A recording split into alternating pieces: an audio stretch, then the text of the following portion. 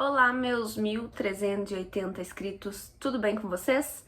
Quem ainda não é inscrito no canal, por favor, se inscreva. É rapidinho, me ajuda bastante. Alguma resenha aqui do canal você vai gostar. E as resenhas aqui do canal você vai pegar spoiler, porque as resenhas aqui são completinhas. Então, por favor, não reclame de spoiler nos comentários, porque eu estou avisando. Vai ter todos os spoilers, eu vou contar a história do início ao fim. Claro que eu vou pular algumas partes que eu acho que não são interessantes, mas é isso aí, vamos lá. Hoje eu vou falar desse livro aqui, que é O Último Titã, de Percy Jackson. Vocês estão ouvindo os cachorros? Tem um monte de cachorro aqui na vizinhança querendo fazer griteiro agora. Um resumo rápido de como terminou o último livro. O último livro, o nome era A Batalha do Labirinto, então, obviamente, teve uma batalha no labirinto. Que foi lá o Cronos tentando invadir o acampamento meio-sangue através do labirinto. Lembrando que o Cronos agora, antes ele era um titã despedaçado, e agora ele assumiu o corpo do Luke, que era um meio-sangue, que era um herói. E aí o Luke, o Cronos agora, isso que eu acho muito estranho, o Cronos, um mega titã poderoso, fodão, tá no corpo de uma criança. Porque pra mim o Luke é um adolescente, uma criança. Então aí o pessoal do acampamento venceu a batalha do labirinto, eles demoliram o labirinto, então a princípio o Cronos ficou embaixo do labirinto. E assim acabou o livro, né, a gente sabe que o Cronos não morreu ali. E agora a gente vai pra esse último livro, que eu não sei se é o último da saga, acho que não é, que é o Último Titã. Eu confesso que eu tô na saga só pelos beijos peguete da Annabeth e do Percy, que ainda não aconteceu. Eles passaram os outros livros todos se pegando no pau. E eu iniciei esse livro com ódio no coração, porque eu esperava ver Annabeth e Percy, e eu recebi Percy e Rachel. Sim, o Percy e a Annabeth, eles moram em cidades diferentes. Quando eles não estão no acampamento, eles estão cada um na sua cidade. E a Rachel, pelo jeito, mora perto do Percy, então ela é mais próxima do Percy. E, gente, eles iniciam o livro no My Love, e eu fiquei indignada, Essa foi a minha sensação. Tem um momento, o livro já começa numa vibe meio depressiva, que o Percy sabendo que vai acontecer alguma merda ali na vida dele, porque ele vai fazer 16 anos. E aquela profecia gigante de que algum herói ia ajudar o Cronos a destruir o Olimpo quando tivesse 16 anos. E todo mundo jura que é o Percy, que é esse herói de 16 anos. Então, o Percy tá ali curtindo a vidinha dele com a Rachel. Estão se encontrando várias vezes, sabendo que alguma hora alguém vai chamar ele porque ele tem alguma luta pra fazer ou porque toda a função da profecia vai começar. E tem um momento que vão atrás dele mesmo, pra ele atacar ali um navio do Cronos. E a Rachel dá um beijo na boca dele, um selinho de despedida. Gente, eu fiquei muito indignada. Mas assim começa o livro, o Percy já saindo já pra fazer uma missão. Ele e um amiguinho dele do acampamento vão lá pra tentar destruir um navio onde o Cronos tá com a gangue do mal dele lá. Como eu falei pra vocês, o Percy e um amiguinho dele do acampamento foram tentar destruir um navio lá. Eles conseguem destruir o navio, só que um deles morre. Essa pessoa que morre não é o Percy, obviamente. Mas o Percy é jogado no mar. E o Percy no mar é a área dele ali, né? Dele e do Poseidon. Ele vai parar no reino do Poseidon, ele meio que apaga, porque a explosão do navio foi muito grande. Ele apaga, ele vai cair no reino do pai dele. E essa é a primeira vez que o Percy vai no reino do Poseidon. E ele chega lá e tá acontecendo simplesmente uma guerra lá embaixo no reino. O reino tá quase destruído, porque tem um titã que é a favor do Cronos, né? Amiguinho, parceirinho ali. Esse titã tá atacando o reino do pai dele. E o pai do Percy, quando o Percy olha pra ele, o pai do Percy parece ter quase 80 anos. O pai está velho. E aí o Percy se apavora e diz: pai, o que aconteceu com você? Você, né, envelheceu 40 anos? E ele diz: Percy, eu fico como o meu reino fica. Tipo, eu represento o estado do meu reino. E o reino dele tá caindo, tá muito mal o reino dele. Por isso que o pai do Percy tá com uma aparência de muito mais velho nesse livro. Só que daí o Percy diz: não, pai, eu quero te ajudar aqui embaixo, não sei o quê. E o pai do Percy manda ele voltar pro acampamento, porque ali eles vão dar um jeito ali de tentar segurar o reino ali do Poseidon. E o pai do Percy acha que ele tem coisas mais importantes pra fazer lá no acampamento, porque o pai do Percy também sabe da questão da profecia e ninguém sabe se é o Percy mesmo. Então o pai dele manda ele de volta pro acampamento e o Percy volta. Aí tem uma coisa que a gente já imaginava, mas que eles deram a entender como se a gente não soubesse. Essa foi a primeira vez que deixaram o Percy ler a profecia inteira. Eles tinham dado metades da profecia pro Percy ler. Na metade dizia que um herói ia derrubar o Olimpo. Ia tomar uma decisão e ia ajudar o Cronos lá a derrubar o Olimpo. Só que a outra parte da profecia dizia que esse herói iria morrer. A gente já imaginava, mas o Percy não sabia. Então ele acabou de ler isso e ele, tá, que beleza. Se eu sou o herói, eu vou derrubar o Olimpo e talvez morrer também. talvez não, né? Quase certo que morra, porque a profecia, ela nunca erra, tu tem que saber as interpretações dela. Então foi a primeira vez que o Percy descobriu que talvez ele morra nesse livro. E aí todo mundo já sabe que o Cronos tá tentando de novo, né, voltar. Ele saiu lá do labirinto, obviamente, é muito difícil matar ele. Só que o Cronos conseguiu levantar um monstro muito poderoso. O monstro saiu do meio de um vulcão. E esse monstro, pra nós que somos humanos, ele é considerado como um tornado, porque tem uma névoa na frente dele e a gente não enxerga que ele é de verdade. Mas na verdade ele é um monstrão que tá dizimando cidades. Ele é um tornado, assim, é isso que as notícias do mundo humano dizem. Um tornado está destruindo, sei lá, Oklahoma, não sei o quê. E essa é a primeira vez, foi uma coisa que eu achei muito legal, que esse monstro, ele é muito forte, é um dos monstros mais fortes da história. E quem vai enfrentar esse monstro, tentar parar ele, impedir que ele dizime tudo, é os próprios deuses. Então essa é a primeira vez que a gente tem no livro os deuses lutando. Tanto que os deuses estão lutando na forma de deuses deles, que são formas assim que tu quase não consegue olhar, de formas tão poderosas, podem te queimar, um negócio assim. E é a primeira vez que o Percy diz: meu Deus, aquele é os deuses lutando. Aí tem o Zeus lutando, tem o Apolo lutando, tem a mãe da Annabeth lutando. Então é a primeira vez que a gente vê os deuses em ação lutando. Só que como eles estão lutando contra o monstro, tentando impedir que o monstro se desloque muito, não tem ninguém cuidando do Olimpo.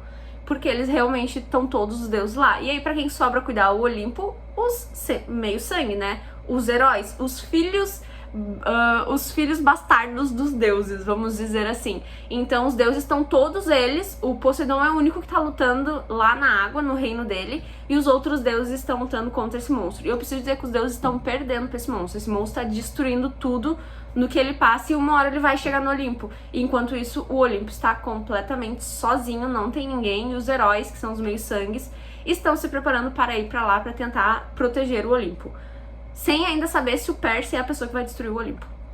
É mais um livro que a gente começa com o Grover sumido. Gente, o Grover... não tem um livro que a gente não inicie com o Grover sumido. Sempre. Tá sumido, ninguém sabe onde ele tá. Ele tava lá com os bichinhos lá do mato, tentando atrair mais soldados pra ajudar a cuidar do Olimpo, mas ele tá sumido. Sumiu uns 2 meses, ninguém sabe cadê o Grover, estão achando até que ele morreu. A gente descobre depois que, na verdade, aí foi uma parte que eu gostei bastante da história. O Grover, ele tava dormindo durante 2 meses. Por quê? Ele começou a seguir um cara muito estranho que tava andando na cidade. E a gente descobre que o nome desse cara é o Morfeu, o deus do sonho. E ele colocou o Grover pra dormir. Exatamente. Então aquele seriadinho que tem lá na Netflix do Morfeu, eu gostei porque eu fiz a ligação e disse, olha lá, ele tava andando lá no Percy Jackson botando o Grover pra dormir. Então o Grover ficou dormindo 2 meses porque o Morfeu, né, o deus do sonho, que está do lado do Cronos, colocou o Grover pra dormir, porque o Grover tava dando um dia encherido, querendo saber o que o cara tava fazendo. E claramente o Morfeu, ali, o deus do sonho, ele tava mapeando a cidade, porque ele vai usar o poder dele a favor do Cronos em algum momento. Vocês lembram também que tem o Nico, que é filho de um dos 3 grandes, que é o filho do Hades, do submundo? O gurizinho é meio revoltadinho depois que a irmã dele morreu, mas aí ele ainda fala com Percy. Nesse livro ele foi morar com o pai dele lá no submundo, né, onde vivem os mortos. Então o Nico meio que se assentou, aceitou a família dele e tá morando lá embaixo. E o Nico, ele tem um plano, porque se o Percy é a pessoa da profecia e tal, e ele sabe que o Percy vai ter que enfrentar o Cronos em algum momento, o Nico tem um plano, que é de tornar o Percy mais forte. Só que esse plano envolve quase matar o Percy. Tem um rio lá, que é um rio fodão lá, que se tu mergulhar no rio, parece que a tua pele vai sair do lugar, assim, de tão forte, que é tão ácido, mas se tu sair daquele rio, tu sai muito forte. E aí o plano do Nico é fazer com que o Percy faça esse plano, entre naquela água lá e saia um dos maiores guerreiros ali. E aí o Nico consegue convencer o Percy a fazer esse plano doido dele. O Percy sabe que é super arriscado, o Percy explica pra mãe dele que é super arriscado, pede a bênção dela pra fazer e ela dá. E o Percy entra na água ali e, gente, ele começa a gritar porque a água dói demais, assim, parece ácido mesmo. Mas o Nico falou pra ele, você tem que ter uma âncora pra voltar na tua cabeça, tu tem que ter uma âncora pra voltar. Adivinha quem que é a âncora dele na cabeça dele, gente? Isso aí. Não é a Rachel, não é a Rachel, é a Annabeth. Eu tava precisando disso, porque eu iniciei o livro muito braba. Então, assim, quando a âncora dele foi a Annabeth, eu fiquei muito mais feliz, muito mais alegre pra continuar o livro. E o Percy conseguiu sair do rio, então assim, ele não morreu no rio, ele conseguiu passar ali pelo processo. E ele realmente veio como um super guerreiro. Se eu não me engano, tem algo a ver com o Aquiles, que é um dos maiores guerreiros, né, em relação aos deuses ali. E parece que o Percy virou ali pegou todas as habilidades do Aquiles quando ele entrou naquela água. E, gente, essa parte é muito boa. Porque o Hades vem atrás do Percy e do filho dele, porque o Percy meio que tava preso lá embaixo com o Hades e o Percy conseguiu fugir. Só que nisso o Hades tá vindo lá com a gangue dele, lembrando que o Hades é um deus. Ele vem lá pra pegar o Percy, só que o Percy saiu do rio como um dos maiores guerreiros. E, gente, o Percy dá uma coça no Hades. Essa cena é maravilhosa. A gente vê o Percy, um adolescente, dando uma coça em um deus. Muito boa essa cena, eu adorei, parabéns. Tanto que o deus saiu correndo. O Hades saiu correndo com medo, porque o Percy chegou a botar a faca assim, ó, no pescoço dele. O Percy saiu de lá um puta de um lutador, muito legal. Adorei essa cena.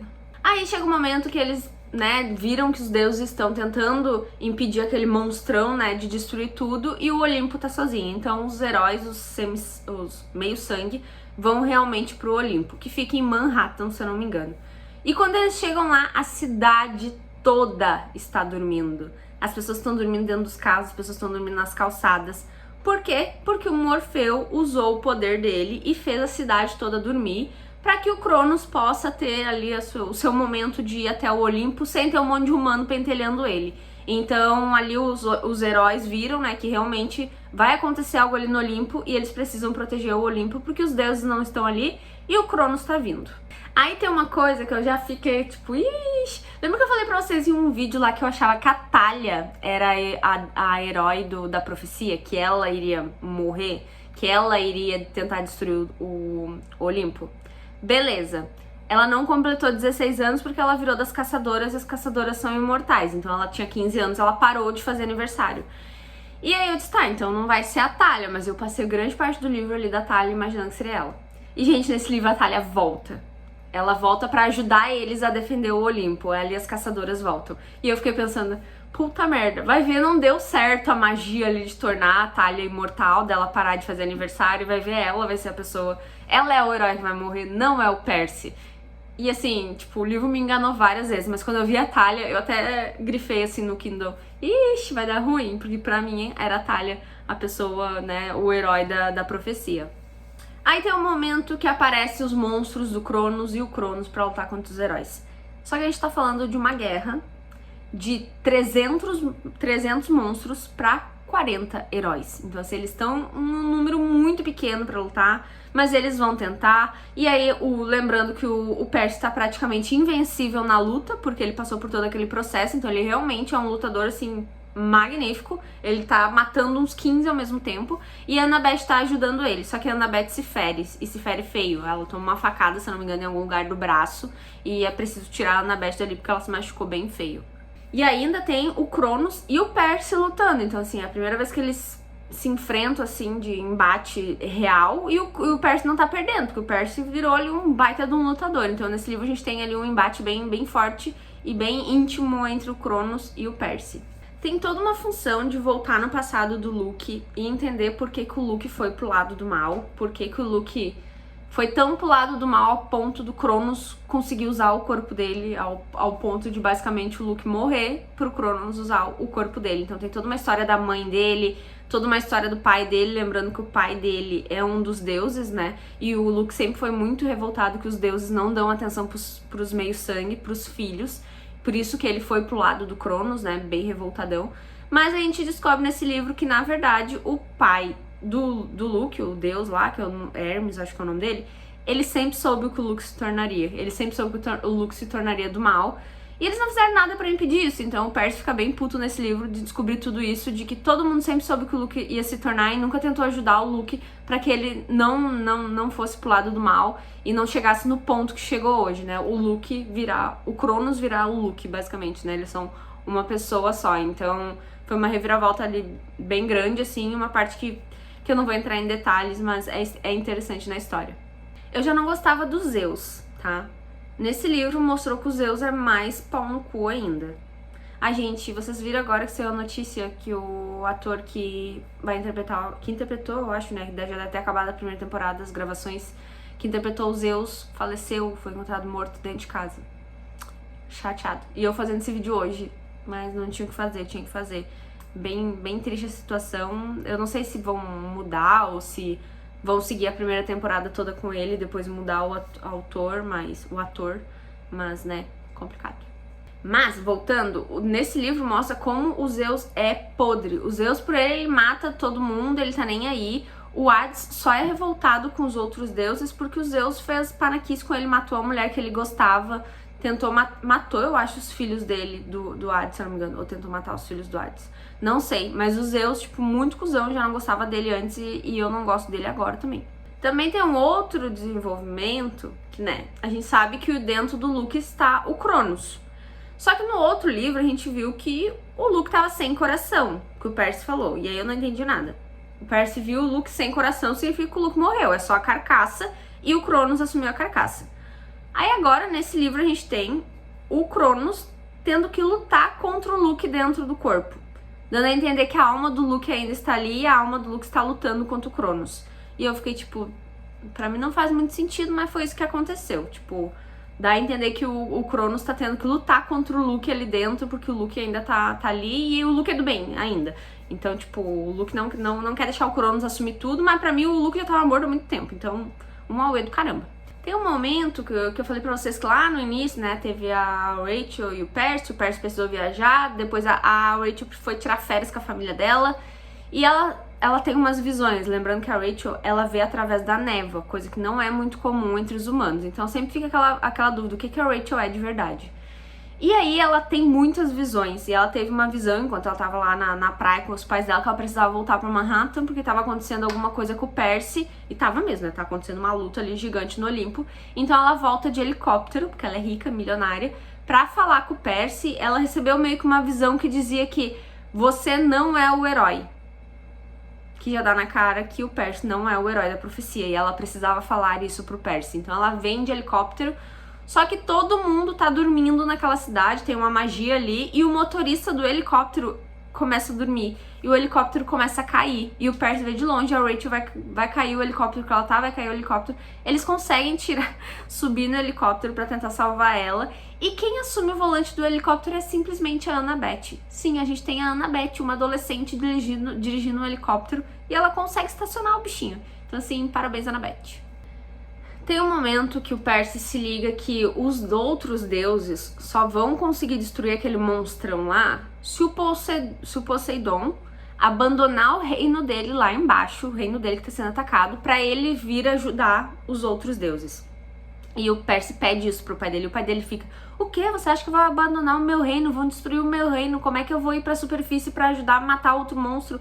E o Percy diz, vai valer a pena, pai, me escuta, vem e faz. E o Poseidon faz, ele deixa o reino dele lá sob ataque e ele vai ajudar os outros deuses na superfície a lutar contra aquele monstro. E eles conseguem parar aquele monstro, então deu super certo. A gente tem também o Hades vindo ajudar, essa parte eu achei muito legal, que veio o Nico e as suas caveiras do submundo, e o pai dele veio também pra ajudar, então isso é uma grande coisa, lembrando que o Hades não se dá bem com os outros deuses, então foi a primeira vez que ele saiu pra ajudar, então foi uma cena muito legal, essa parte eu gostei bastante. E aí a gente vai meio que pra luta final ali, onde o Cronos tá ali no meio do salão já do Olimpo, eu acho. E aí ele, o Percy e a Annabeth ficam tudo se encarando, né, pra fazer ali a briga final entre eles, um momento importante. E aí a gente começa a ver que o Luke realmente está lutando contra o Cronos dentro do próprio corpo dele. E a Annabeth e o Percy, gente, é um auê do caramba ali. Mas eu só sei que o Luke, ele meio que volta, né, a Annabeth consegue meio que acordar a alma dele e dizer, só você pode parar o Cronos, algo do tipo. E o Luke pega a faca dele, que ele tinha dado pra Annabeth, se eu não me engano, e ele se esfaqueia aqui na lateral. E ele morre, e ele, até então, mata o Cronos. Pelo menos naquele momento ali, que a gente sabe que o Cronos não morre de nenhum, essa praga dos infernos. Então, o Luke é o herói da profecia. O Luke que tem o Cronos no corpo dele, o Luke que pra mim já morreu em outros livros, ele voltou agora pra morrer de novo. Basicamente esse é o rolê, assim, eu achei bem doido. E assim, meio que acabou. O Lu não é o Percy o herói da profecia. O Lu que realmente tentou destruir o Olimpo junto com o Cronos, mas a alma dele tava ali dentro, a alma dele tentou lutar contra o Cronos e ele se esfaqueou ali numa parte que era mais sensível e ele meio que morreu e o Cronos meio que sumiu. Eu queria que o Cronos morresse de verdade, né? Porque, gente, cansa assim esse bicho ficar indo e voltando. Mas pelo que eu vi aqui do final, o Cronos tá vivo, só ninguém sabe onde ele tá. E aí a gente vê, sempre que acaba um livro, tem os deuses dando algum tipo de recompensa pros heróis. Pros próprios filhos deles, né? Porque, você salvou não sei o que, não sei o que, não sei o que. E esse livro tem umas coisas muito legais no final, que é... O Grover entrou pro conselho lá do Sátiros. É Sátiros? É, isso aí. Sendo que antes ninguém acreditava nele, das coisas do Pan lá. Mas no fim, né, levaram em consideração e ele entrou pro conselho, então ele tá muito feliz com isso. A Annabeth, como prêmio, né, por ter conseguido salvar o Olimpo, ela foi convidada para ser a arquiteta do novo Olimpo. Eles vão construir um novo, e lembra que eu venho falando nos outros livros que a Annabeth quer ser muito arquiteta, que ela gosta dessas coisas. E a mãe dela, que é uma deusa, a deusa sabedoria, que eu não lembro o nome dela agora, convidou a Annabeth para ser a arquiteta do novo Olimpo que eles vão construir. Então, bem legal, a Annabeth ficou super feliz.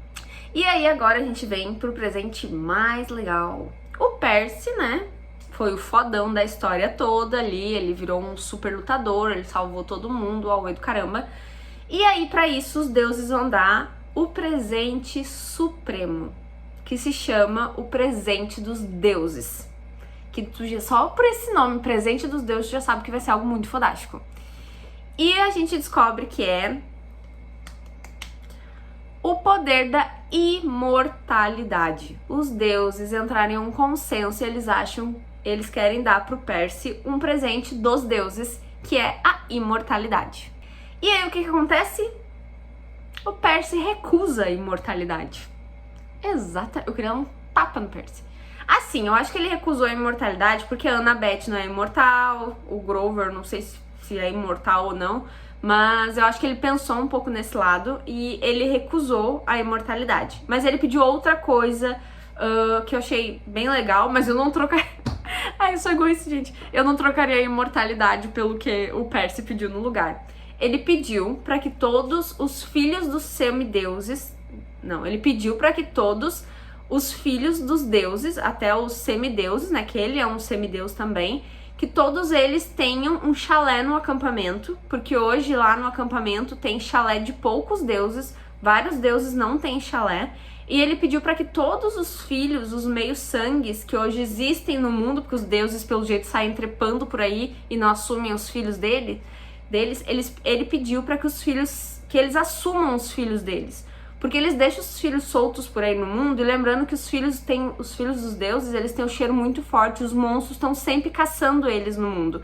E os deuses nunca ajudaram seus próprios filhos. Por isso que o Luke se revoltou tanto e foi pro lado do Cronos. E o Percy não quer que isso aconteça novamente. Então ele exige que os deuses cuidem dos seus filhos, que os deuses criem chalés para outros deuses no acampamento. Então assim... Lá no acampamento tem o chalé dos Zeus, o chalé do Poseidon, o chalé do não sei o que daí dentro desses chalés vivem os filhos, né? E não tem chalé de vários outros deuses menores. E esses outros deuses menores saem procriando por aí e ninguém cuida dos filhos deles. E esses filhos estão sendo mortos por monstros aí no mundo. Então o Percy abriu mão da imortalidade para pensar em outros semideuses, né? Em outros heróis que podem estar sofrendo aí no mundo, sendo caçados por monstros, sendo que os pais poderiam estar ajudando e poderiam estar cuidando. Então é isso que o Percy pede. Exige, na verdade. Os Zeus até falam, você tá pedindo demais, não sei o quê. E o Percy, é isso que eu quero, não quero imortalidade. Eu quero que, né, vocês cuidem dos filhos de vocês, seus filhos da mãe. E aí a gente vai pra outra parte também, que é por que a Rachel consegue ver através da névoa, por que a Rachel é meio estranhazinha assim, que ela tem algumas visões. A gente descobre que a Rachel vai ser, né, o novo oráculo. Ela nasceu com o poder da visão, então por isso que ela vê mais que os humanos. E aí tem todo um rolê do oráculo lá e ela vira o oráculo. Isso significa o quê? Que ela nunca vai casar e nunca vai ter marido, então ela não vai ter mais beijinhos com o Percy. Então gostamos muito dessa parte. Mas também ela já tem uma nova profecia. Ela fica com os olhos brancos lá, ou preto, não sei o que, parece que acontece uma coisa, e ela lê próxima profecia. E a próxima profecia é que vai dar merda de novo no futuro. Só que eles ficam na dúvida de quanto tempo vai levar pra se concretizar a nova profecia, porque a outra levou acho que quase 100 anos, essa do um herói com 16 anos vai destruir o Olimpo. Isso demorou muito tempo pra acontecer. Então eles não sabem quanto tempo vai demorar pra acontecer a próxima profecia. Mas já temos uma próxima profecia que eu não lembro a frase agora. E aí a gente vai pro refresco do livro. A Rachel saiu do caminho, né? Então a gente tem o Percy e a Annabeth. Gente, teve um momento na luta que eles foram muito bonitinhos, o Percy e a Annabeth, assim, falando de beijo. Ai, muito fofo. E aí nesse fim tá os dois, assim, na frente de um lago, olhando pro mar. E aí, gente, a Annabeth super dá em cima do Percy. Ela super vai pra cima do Percy. O Percy é muito bocalhão, muito bobão, assim, muito tapado, tadinho. E aí eu não sei o que eles falam lá, e ele fala pra Annabeth, você não vai facilitar pra mim, né? E ela diz, eu nunca vou facilitar pra você. E ela agarra o pescoço dele e dá um beijão nele. Coisa mais bonitinha, e os dois se beijam pela primeira vez, então assim... Esperei muito por isso, adorei a cena, foi bem fofa. Só que eles não têm muita privacidade, não deu 2 minutos, já tava todo mundo do acampamento falando já tava na hora dos pombinhos, hein? E começaram a levantar eles nos ombros e jogaram eles dentro d'água. E aí veio uma frase muito legal, que como jogou eles dentro d'água é onde o Percy se dá bem, né? Ele é filho do Poseidon, então ele tá bem dentro d'água. Ele afunda ele e a Annabeth, obviamente, ele faz com que a Annabeth consiga respirar embaixo d'água. E ele dá um beijo nela embaixo d'água. E a última frase do livro é: e esse é o melhor beijo subaquático. E eu só pensando, Percy, esse deve ser o teu primeiro beijo subaquático. Então assim, te acalma, o melhor beijo subaquático. Recém começou a beijar essa criança, gente. Coisa mais linda do mundo. E assim acaba o livro, a gente sabe que vai ter uma nova profecia. Eu não sei nem o nome do próximo livro ainda, mas eu tô na dúvida, gente, se eu encerro por aqui ou se eu entro na pirâmide, porque eu sei que a pirâmide tem bastante livro. Então, assim, se vocês puderem escrever aí nos comentários se eu leio ou não o resto não sei nem se é o resto da saga ou numa nova saga, eu não parei pra ver isso ainda, mas me digam se vale a pena eu continuar ou não, se vai ter mais refrescos de Annabeth e Percy, que é o que eu quero. É isso, gente, beijo, até logo.